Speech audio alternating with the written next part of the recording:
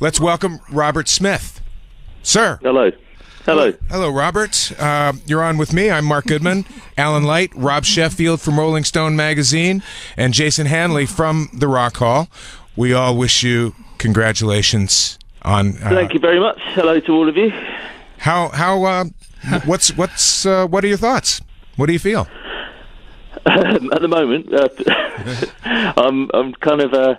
it's good. It's very nice news to get.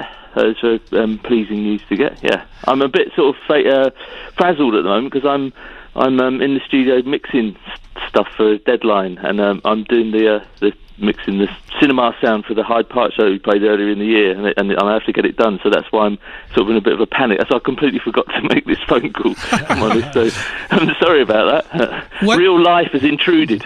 What better time to get career recognition than when you're busy with work? Yes, it's quite strange actually, because this week I was unsure about the thing we did in the summer. It was very much just an event. I just wanted to mark it for, it just seemed like a good time to kind of get everyone together. There were people there, particularly at the Hyde Park show, which was almost to the day. It was 40 years that we first played as The Cure, and there were people that I hadn't seen for almost 40 years turned up. We invited loads of people from the early days, and it was just a fantastic day. And we filmed it just on the off chance it might be a good show, and it ended up being a really good show. And so finally I've edited it all together with Tim Pope, and it's all done, and I'm just finishing the mix this week. So yeah, I feel like we're in a position now where we have to sort of look back way past that concert. Well, except this this concert was, as you said, this is 40th anniversary. Indeed. You're going through thinking about that. I mean, were you do you think about the legacy, the impact of the band, even without the Rock and Roll Hall of Fame news? Is that a thing that's on your mind nowadays? I think, it's one of those things, when anniversaries come around, particularly big anniversaries, anniversaries with zeros or fives after them, you do tend to get slightly nostalgic and look back. I don't really mind it, actually. The last 10 years of the band, we haven't released a new album for 10 years, primarily because right the way through, I've always felt The Cure has been an expression for everyone that's in the band, but for me as a songwriter, it's there. If I feel like I want to do something, it's there. That's what we do. But there's another side of the band, which is essentially it plays music. I have played music ever since I can remember, and I just love playing music in a band with other people. And so the last few years we've just been doing that. We've been playing, God knows how many different songs we've wheeled out from the past, songs we've never played before. So we've got well over 100 songs in the current repertoire, and it's just been fantastic going around and just playing music to people without worrying about legacy and stuff like that. When the anniversary was getting nearer, and because of that, I was curating a thing called the Meltdown Festival in the summer, and I kind of reached out to a lot of people that I knew and had grown friendly with over the years to see if they would take part. And it was driven home to me. I was astonished, really, by the warmth of the reception, because I very rarely do reach out and ask for things. So I've kind of kept all these markers, and I used them all up for the summer. And I was really overwhelmed, actually, with how much the band means to so many different people. So honestly, I hadn't really thought about it too much until this year. Oh.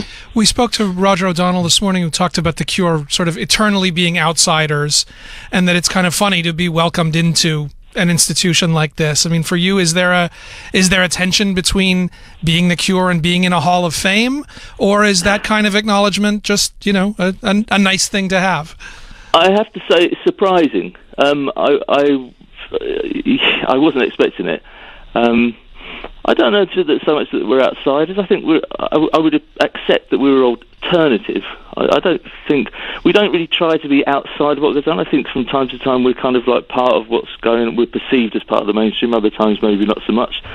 We just kind of, I don't know, really follow our own path, and sometimes it kind of weaves into the main bit and other times it doesn't. But I'm not really precious about that side of it. I think a lot of people are drawn to The Cure because we express a lot of perhaps different, certainly in the early days, different kinds of emotions that perhaps weren't so prevalent in popular music, and we kind of opened that people would they kind of felt empathy towards what we were trying to do. And I think the trick, I suppose, if it is a trick, or the secret to our longevity, is in part that we've sustained that. We've managed to keep a lot of those people, and people have kind of grown old with us. We've also attracted new people of the same set of mind or the same set of emotions, I don't know, to kind of join in as well. So it's a weird thing, because I think within the band, particularly when we're playing, we don't feel that age. It's only when I kind of come off stage that I feel old.